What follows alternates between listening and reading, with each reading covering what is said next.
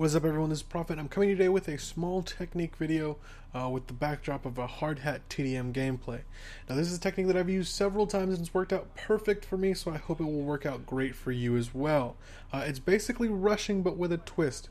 What I mean that it has a twist is that I'm not using my team and I'm not using my teammates, I should say, and my kill streaks in the normal ways or in the normal frame of mind that you would as a rusher. Now, as a standard rushing technique, you would just normally run and try to get behind the enemy team, right? Well, in this case, wrong. You don't want to just run behind the enemy team because the spawns will constantly flip. What you want to do is maintain a balance of flanking the team, the enemy team, and maintaining a good distance with your team. And what I'm saying by that is you're basically always wanting to sandwich your team. You want to keep a good buffer between you and your team in order for them to flip the spawns in your favor to where the enemy is spawning around you and they're getting killed as they're spawning.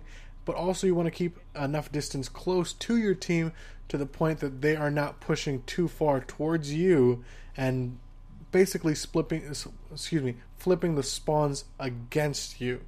Now, if you're going to notice here, I do a lot of things that most standard rushers do. For the first couple minutes, actually, I take that back. This is something that's unconventional in most rushers.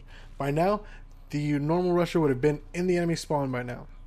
Okay, well, I don't like doing that. I like letting my team set up first. And what I mean by that is everyone always finds a spot on the map that they are comfortable with. Usually it's a hot zone in a map, but it's a spot that normally gets a lot of kills happen in, and people usually run straight for it. I like to let my team set up there because I use them as a distraction.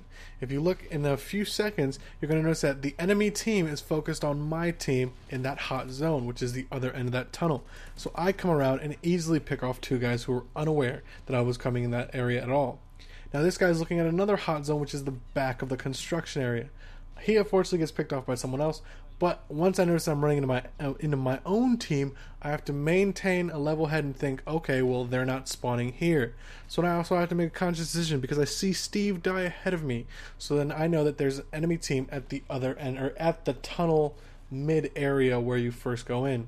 See that guy get killed as well. So I know that there's at least 2 or 3 people the other team there.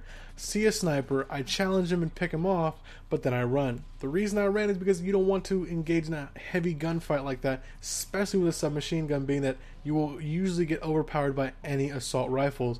And being that I've seen a lot of the enemy team with assault rifles, I know that they're using them. Right there is a good example of what you want to do. You want to maintain a good angle on the enemy team.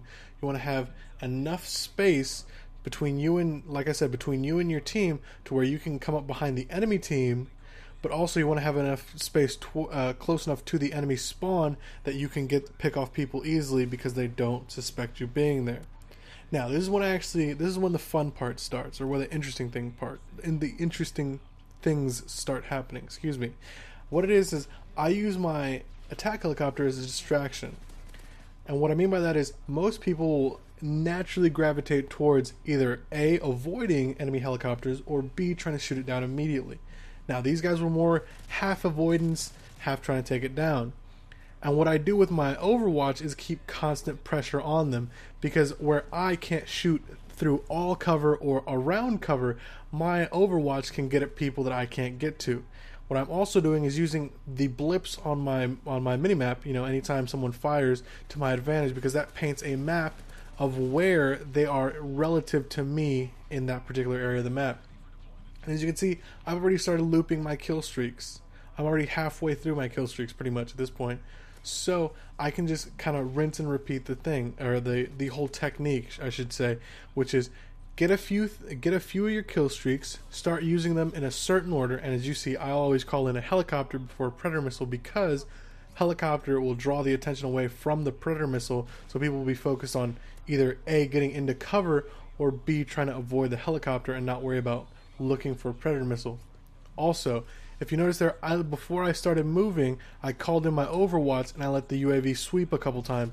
That's because I noticed that I was further away from my team than I'd like to be, and that made me realize that the enemy team is spawning somewhere close to me. Also, that was a bad move. You should never do that. Charge with only like 2 bullets in the mag. Always reload frequently. That's one thing I can give you. So as you can see, I use My Overwatch is constant air support for me and kind of a mobile UAV of sorts because I can hear where it's shooting at and pretty much guess where people are going to be. Also, I use my team as kind of a sandwich technique, that they're the other half of the bun, if you will. And I don't push too hard, into which that I would flip the spawns against my favor, but I push hard enough to where the spawns will stay the same and I can just rinse and repeat all my kill streaks. That's pretty much it. I hope this technique works for you guys. I went 26-0, flawless game. That's all for me. I'll see you guys online. Peace.